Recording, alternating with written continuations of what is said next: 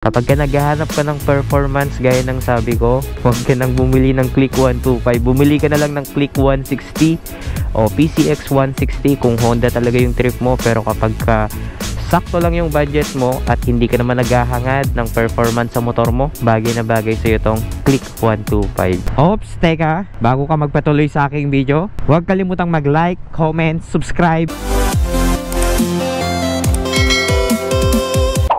Hi guys, nagbabala ka bang kumuha ng motor mo this coming Bare months? So ngayon, kung nakikita nyo yung Honda Click na nasa harapan natin, and sasabihin natin if okay nga ba siya pang daily use. By the way guys, ito nga pala yung gamit natin sa ating trabaho kapag ka pumapasok tayo. So bago tayo magpatuloy guys, special shout out sa ating subscriber from Davao del Sur. So eto yung kanyang comment. So kung ikaw ay nagtatrabaho or nag-aaral, pwede nyo i-consider itong motor na Honda Click 125. Guys, pwede nyo siyang i-consider kasi isa sa madaming scooter na under 90,000 yung price. Itong Honda Click ang may pinakamagandang specifications. So, among Japanese scooter, ito lang yung tanging nakikita ko na pwede nyong gamitin sa everyday na paggamit, kasi bukod dun sa kanyang pyesa na available na sa market, hindi kayo mahihirapan magpalit, especially kapag gusto nyong mag-upgrade ng CVT katulad ko. Pwede na kayo makapag-upgrade anytime, hindi na kayo maghihintay pa na i-order sa kasa kung saan nyo man nabili yung inyong motor. And eto, kahit sa ang shop, available yung kanyang pyesa. And isa pa na i-consider natin dito pagdating sa kanyang price.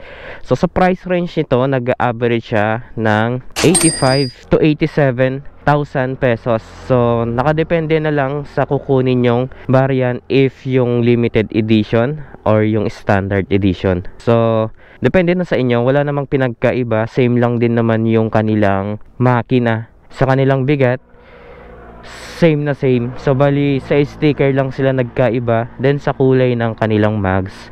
Pero tayo, kinonsider natin itong standard na ganitong kulay kasi mas napopugian ako dito sa ganitong kulay. And kahit magtagal pa to, mukhang bago pa rin kasi combination ng gray, black, and orange, then may white. Kahit anong sticker na gusto nyong ilagay dito, katulad nito, kulay white, kahit saan yung gusto nyong lagyan ng kulay white na sticker, is visible pa rin siyang tignan.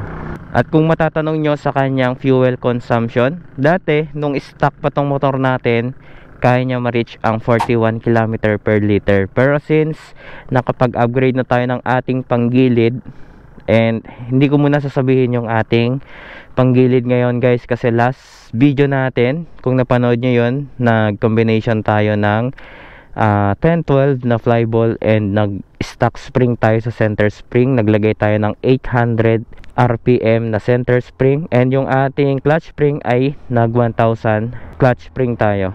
So ngayon, iniba ko yung setup na yon kasi parang nabibitin ako sa kanyang arangkada. Well, okay naman yung kanyang gitna tsaka dulo kasi meron pa rin.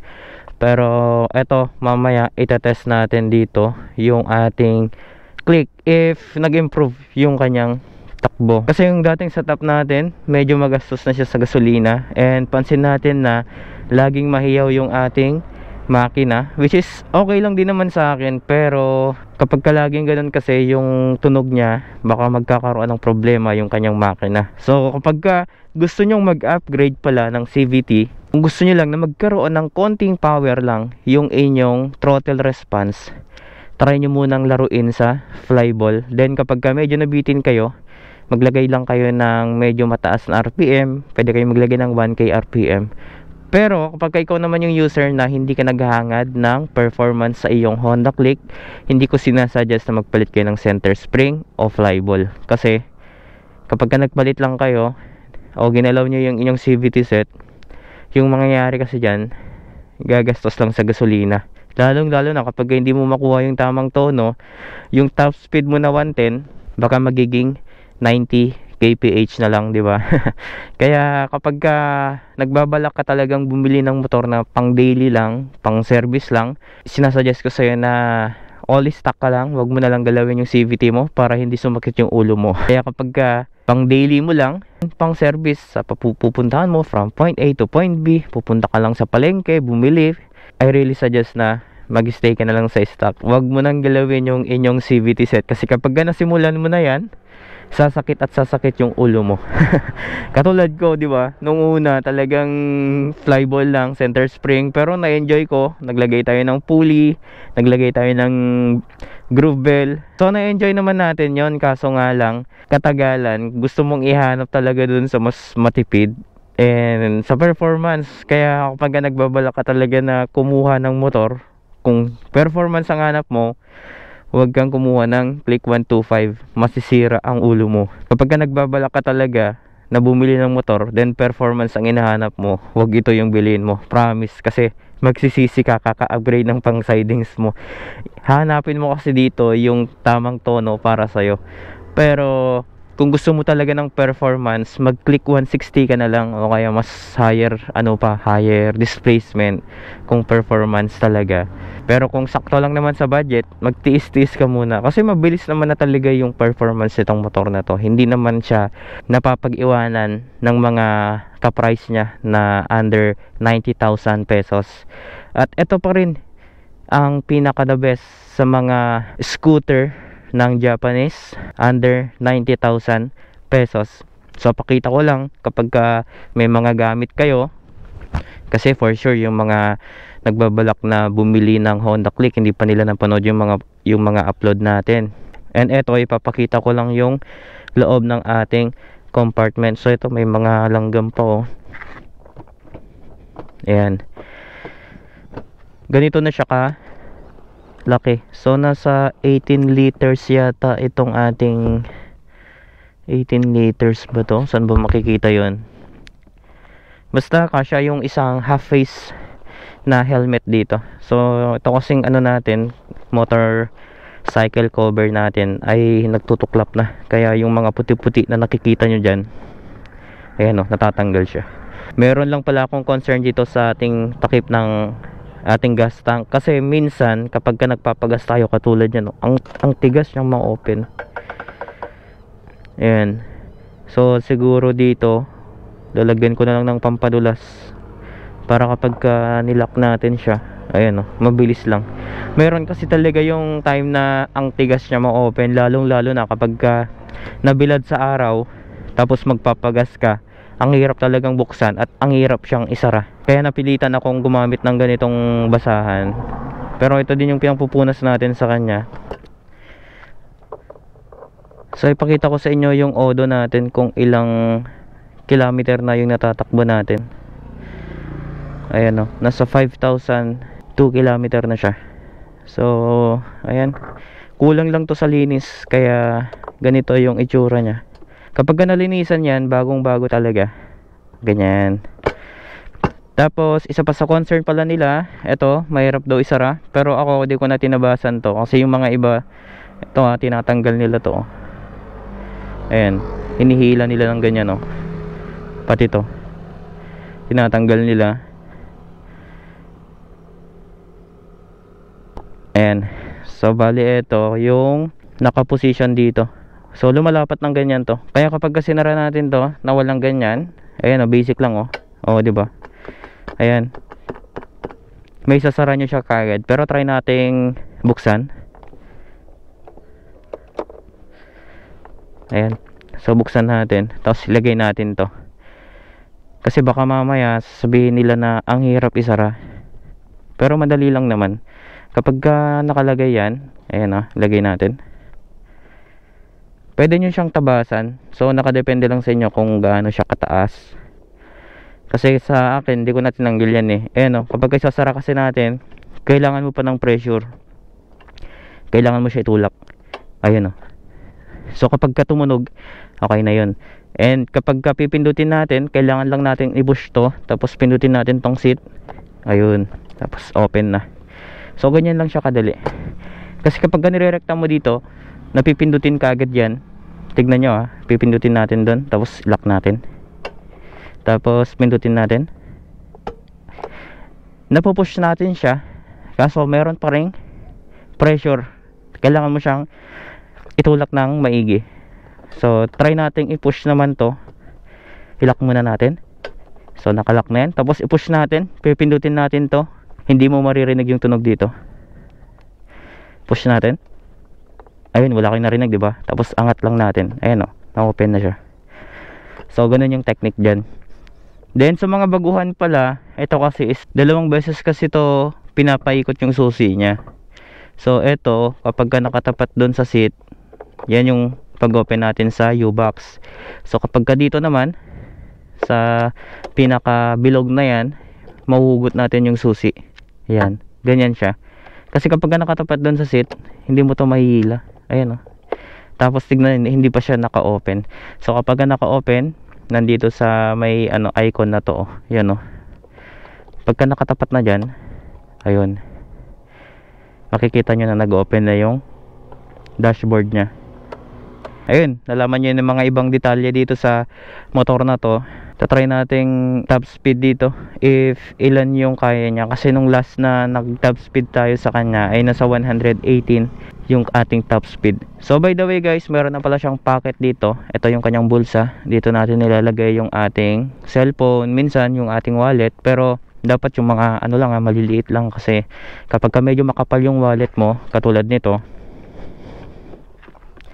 kapag katulad kasi nito, ayan o, kasya naman siya, kaso kapag lumalabas, ayan, hindi siya kasya dun sa pinakaloob, kaya dapat yung mga maninipis lang na wallet yung ilagay nyo. Okay, then meron na rin pala siyang charging port dito, pero isang beses lang ako nag-charge dito nung pumunta tayo ng Ilocos, kasi matagal siyang mag-charge.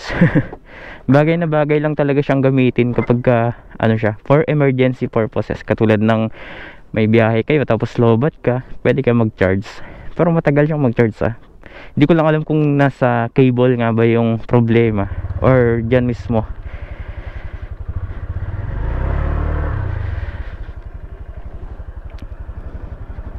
Kapag gusto nyo palang magtipid mode dito guys, huwag kayong rumarat-rat na full throttle nyo. Hindi nyo ma-achieve yung 40 km per liter nito kapag lagi kayong sagad. Dapat yung takbo nyo dito nasa 30 to 40 kph lang kayo. Kasi kapag iwawalwal nyo to, medyo kakain din siya ng gasolina. Nakadepende sa throttle habit nyo yan if lagi kayong sagad. I-check natin if magbabago yung kanyang fuel per liter. So 33.1. Tapos test run tayo. Siguro try nating 2 beses para makita natin if may pinagbago dun sa unang natin setup.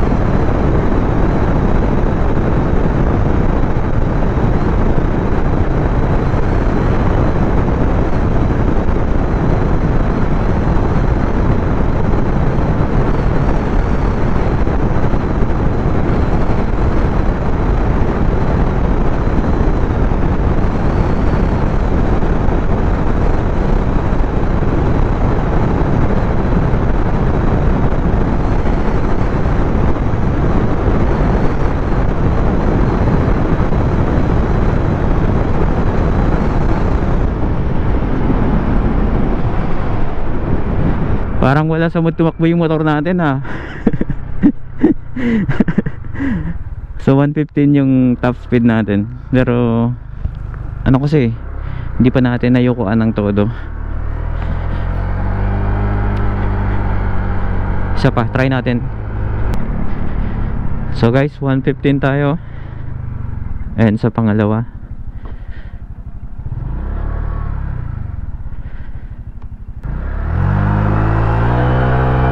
Yun, ganda ng take off natin.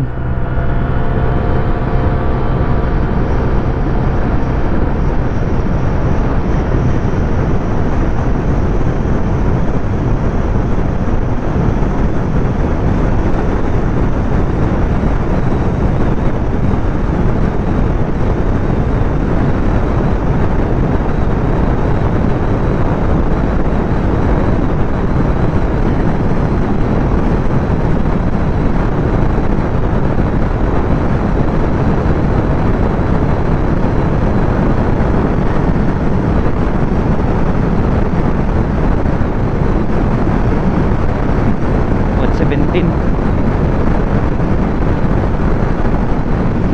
117.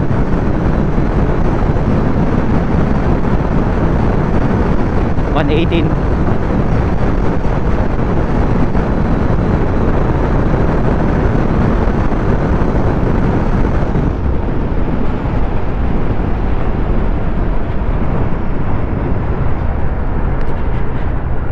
So 117 yung average natin, tapos yung top speed natin ay nagwa 118 siya. Try naman natin sa pabalik kasi sinasalubong natin yung hangin. So try naman natin dito.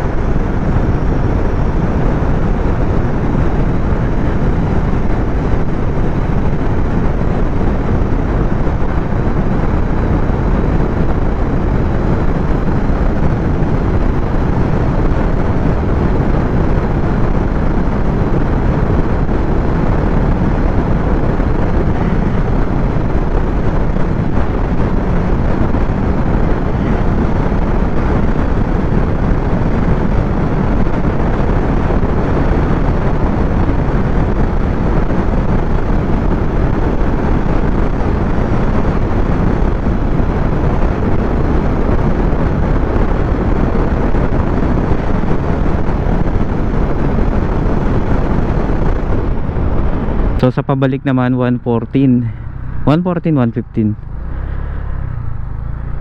Siguro kapag medyo okay yung panahon, makukuha natin yung top speed na gusto natin.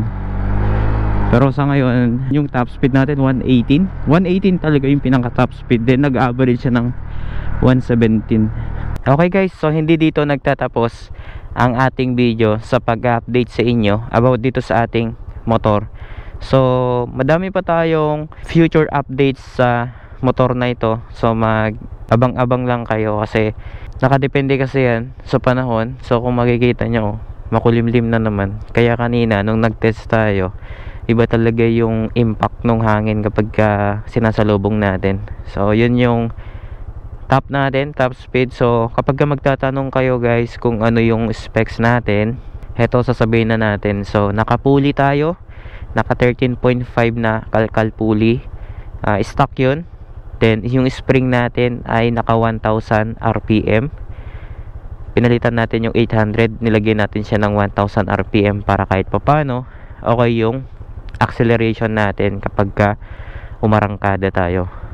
And yung ating clutch spring dati kasi is naka 1200, so hindi ko nagustuhan kasi hindi naman always na nagpapatakbo tayo ng mabilis. So bali naka 1000 RPM na tayo ngayon din. So both spring natin ay 1000 RPM. At kung may tatanong nyo, yung flyball natin na 10-12, ginawa nating straight 12 para nandun pa rin yung arangkada, gitna, tsaka dulo nya. Then naka 0.5 yung ating tuning washer.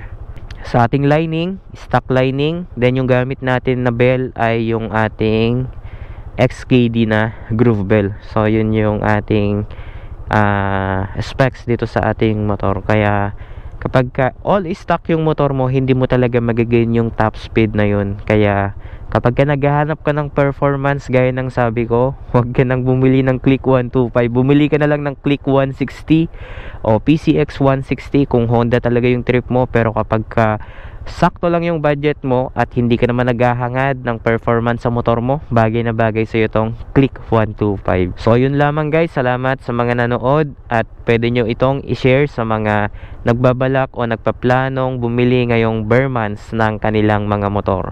Ride safe and God bless guys.